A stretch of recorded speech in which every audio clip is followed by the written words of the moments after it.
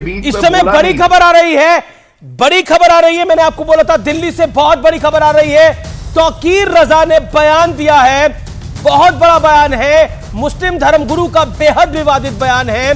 और वो स्टेटमेंट मैं आपको सुना रहा हूं। इजराइल के मुद्दे पर तौकीर रजा बोले हैं, हमास कोई आतंकी संगठन नहीं है। पीएम मोदी जालिम इंसान है, एक जालिम ही जालिम का साथ दे सकता है, ये तक कहा है। लाइन क्रॉस करी है तौकीर रजा ने। हमास आतंकी संगठन नहीं है और एक तरह से समर्थन दिया है हमास को। मैं सीधा सुनाता हूं बाइट में क्या बोला है, एग्जैक्टली सुनिए, फिर रिएक्शन लेता हूं मैं। नहीं, जालिम का साथ देना अगर अच्छी बात है तो नरेंद्र मोदी की जितनी हिमायत की जाए वो कम है, क्योंकि नरेंद्र मोदी भी जालिम है और इजराइल भी जालिम है। तो जालिम को जालिम के साथ जाना चाहिए। हमास आतंकवादी कैसे हो गया? किस पैमाने से नरेंद्र मोदी ने यह तय कर लिया कि हमास आतंकवादी है? Okay, reaction Gaurav Bhatia, your reaction. Tauqeer Raza, देखिए, अभी जब बात हो रही थी, अमीर जी, यही है सांप हमारे देश के, और इन्हीं सपोलों को कुचल देना है, क्योंकि ये अपनी सोच से आतंकी है। ये कौन तौकीर रजा, मैं याद दिलाता हूं, उत्तर प्रदेश के विधानसभा चुनाव थे। ये तौकीर रजा प्रियंका वाड्रा गांधी के साथ खड़े थे। ये तौकीर रजा बता रहे थे कि अगर मुसलमान युवाओं की जो भड़काया जाएगा उन्हें, तो वो कत्लेआम मचा देंगे। अरे ये तौकीर रजा, ये हमारे भारतीयों के जूते की धूल नहीं है, और ये बकवास करते हैं।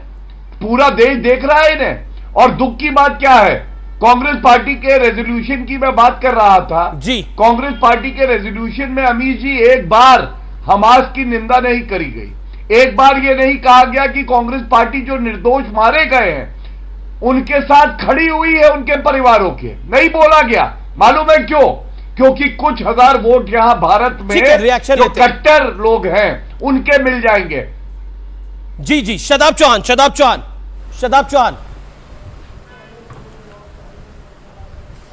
देखिए अमीश जी, हमारा स्टैंड बहुत ही क्रिस्टल एंड क्लियर है कि हम लोग पैलेस्टाइन के साथ खड़े हैं। जिस तरीके से नेल्सन मंडेला, गांधी जी और अटल बिहारी वाजपेयी साहब खड़े थे, और आज भी भारत सरकार ने, मिनिस्ट्री ऑफ एक्सटर्नल अफेयर्स ने, अब सुन लीजिए तो करो।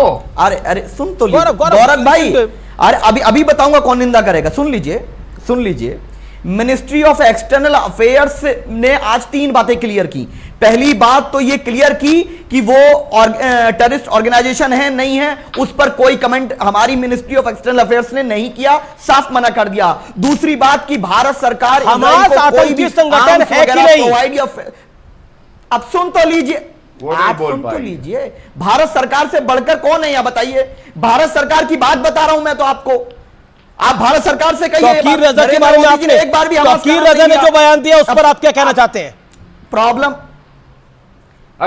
ये है कि आप अगर बात पूरी नहीं होने देंगे तो बात नहीं जाएगी।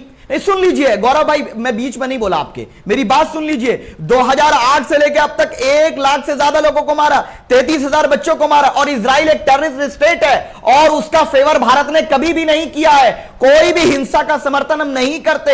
हमने क्लियरली कहा we never support violence, but it doesn't mean कि इजराइल वहां पर जाकर के मासूमों को मारेगा। यूनाइटेड नेशन के 12 लोग मारे गए, 33,000 से ज्यादा बच्चे मारे गए। आज पूरी उसकी पावर सप्लाई कट करके रखा है। 2 लाख लोग वहां रेफ्यूजी जो कैंप में, उनको मरने पर छोड़। आप तौकीर रजा की स्टेटमेंट पर कुछ नहीं बोल रहे, क्यों? With this kind of war crime. Tauqeer Raza की स्टेटमेंट पे आप कुछ नहीं बोल रहे, क्यों? तौकीर रजा ने कहा कि हमास आतंकवादी कोई सबूत नहीं, और भारत सरकार भी उसको आतंकवादी घोषित नहीं किया। जिस दिन भारत सरकार घोषित कर देगी, उन्होंने बोला जालिम है मोदी, तो ये तो तभी नेतन्याहू का साथ दे रहा है। मोदी जालिम है या नहीं है, ये बात तो वो क्या बताएंगे कि okay, RSN Singh, respond 30 seconds. देखिए, इजराइल आतंकी संगठन है, आरएसएन नहीं, मैं कह रहा हूं ना कि हमास का स्टेटेड पोजीशन है कि Israel has no right to exist. जब बार बार आप किसी को यह बोलेंगे कि you have no right to exist, और हमेशा रॉकेट दागते रहेंगे, दहशतगर्दी, 100 सुसाइड मिशंस किए हैं, तो फिर अगर मेरी एग्जिस्टेंस ही नहीं रहेगी तो फिर आपको हम कैसे एग्जिस्ट करने देंगे?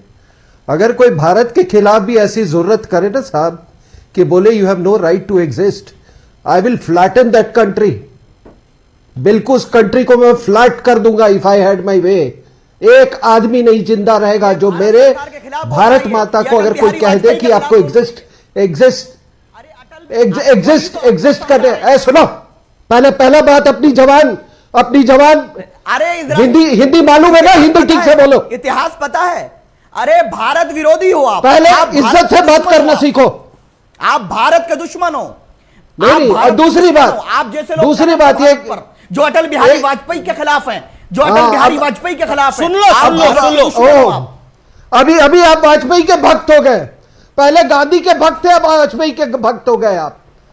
तुम्हारी हम जानते हैं गांधी भक्ति भी। बुरी बात है गांधी की बात मानना। तुम्हारी गांधी भक्ति, तुम गोडसे के भक्त बन जाओ।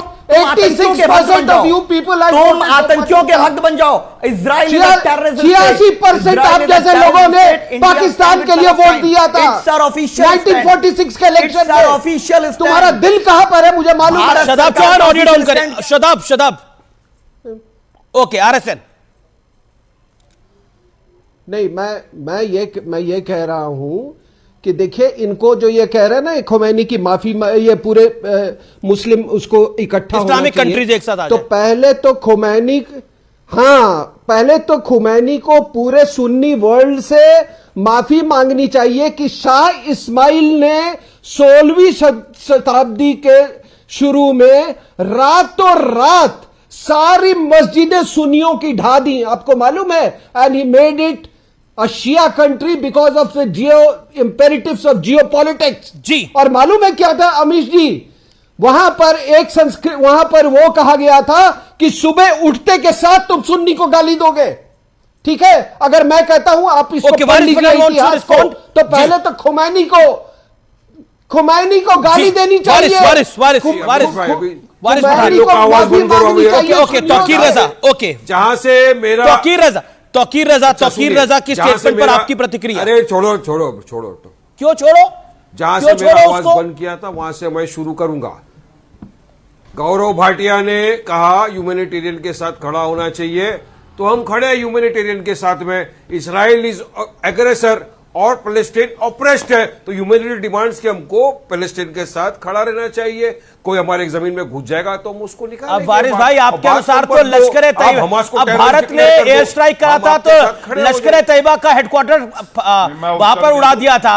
वहां पर आपको इसराइल से क्या लेना देना है? तो आपके हिसाब से लश्कर तैयबा भी ऑपरेस हो गया। रमेश भाई, आपको क्यों मोहब्बत है इसराइल से?